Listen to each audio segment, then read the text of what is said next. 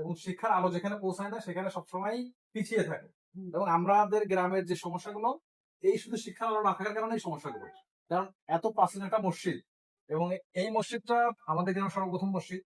এই যে সিলি একটা বিষয় নিয়ে কিন্তু তারা বিভেদ, দ্বন্দ্ব তৈরি হয়েছে।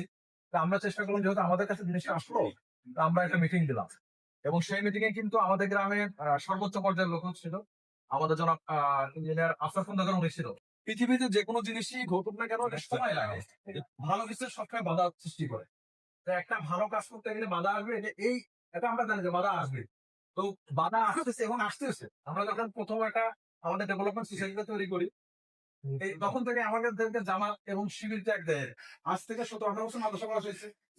মাদ্রাসায় আজ পর্যন্ত কোনো স্কুল ড্রেস নাই, মাদ্রাসার কোনো আইডি কার্ড নাই, মাদ্রাসার কোনো বেঞ্চ নাই, ব্ল্যাকবোর্ডও নাই। একটা পড়াশোনা হয় 18 বছর, অথচ ব্ল্যাকবোর্ড নাই। এটা তো লজ্জাজনক আর কিছু হয়। আমার বন্ধু জায়গায় যখন দায়িত্ব নিল, কিছু না হলেও শিক্ষাগত একটু তো আগাইছে কিনা যথেষ্ট পরিমাণে আগানোর চেষ্টা করতেছে। তো এই জায়গাটাও মানুষ পছন্দ করতেছে না, কারণ তারা দেখতেছে যে একটা জায়গা যদি ভালো কিছু করি, এরা যদি ভালো কিছু করে, তাহলে আমাদের তো মনে হয় আমার দাম দিবে না। এই যে ভয়, এটা আসলে ভুল ধারণা। যেমন কূপের ব্যাংক, মানে একটা যদি কূপ থাকে সেখানে একটা ব্যাংক বসবাস করে, সে মনে করে এটাই তার দুনিয়া। বাইরের যে দুনিয়াটা আছে সেটা তারা চিন্তা করে না।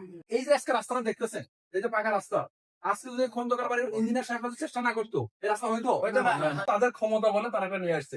আমাদের গ্রামের লোকজন সেটা উপলব্ধি করতে পারে। আমার মাদ্রাসা যদি ডেভেলপমেন্ট হয়, আমার এই গ্রাম থেকে কি বাইরে মানুষ পড়াশোনা করে না? তাহলে গ্রামের মাদ্রাসা যদি এখানে ভালো শিক্ষক দেই, ভালো পড়াশোনার মান তৈরি করি, তাহলে আমাদের গ্রামের ছেলেদের শিক্ষক হবে, হবে না, শিক্ষিত হবে না। একটা সময় 5 বছর, 10 বছর, 15 বছর, 20 বছর পরে গিয়ে এই গ্রাম থেকে একটা জজ বের হবে, একটা ব্যারিস্টার বের হবে, একটা বড় ধরনের সরকারি কর্মকর্তা বের হবে। আজকে আমাদের সেখানে আজকে কিন্তু এটা নাই। তা আমরা গ্রামের সবাইকে আমার উদ্দেশ্য একটাই, যে আমরা কিভাবে একতাবদ্ধ ভাবে সুন্দরভাবে ভালো করে জানি গ্রামের উন্নয়ন হয়, এমন কার্যক্রম গুলো অংশগ্রহণ করি। এখানে দলের চিন্তা করে লাভ নাই। আমি যদি একটা মনে করেন দল করি, মনে আওয়ামী লীগ করি, বিএনপি করি বা জামাত করি, আমি কিন্তু আমার স্বার্থটা দেখবো।